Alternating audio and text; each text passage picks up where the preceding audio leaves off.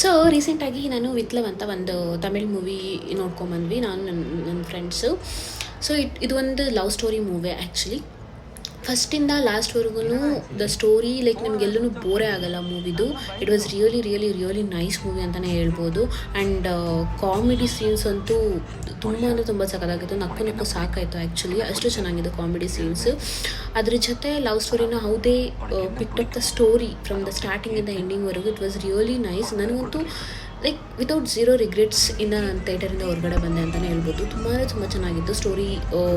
ಹೌದೇ picked up the story ಸ್ಟಾರ್ಟಿಂಗಿಂದ ಎಂಡ್ವರೆಗೂ. ಆ್ಯಂಡ್ ಎಲ್ಲೂ ಆಡಿಯನ್ಸಿಗೆ ಸ್ವಲ್ಪನೂ ಬೇಜಾರು ಆಗದೇ ಇರೋ ಥರ ಸ್ಟೋರಿ ಡೆಲಿವರಿ ಮಾಡಿರೋದಿರ್ಬೋದು. ನಿಜವಾಗ್ಲೂ ಚೆನ್ನಾಗಿತ್ತು. ಇದು ಹೀರೋ ಅವ್ರದ್ದು ಫಸ್ಟ್ ಡೆಬ್ಯೂ ಮೂವಿ ಅಂತೆ. It was really nice movie.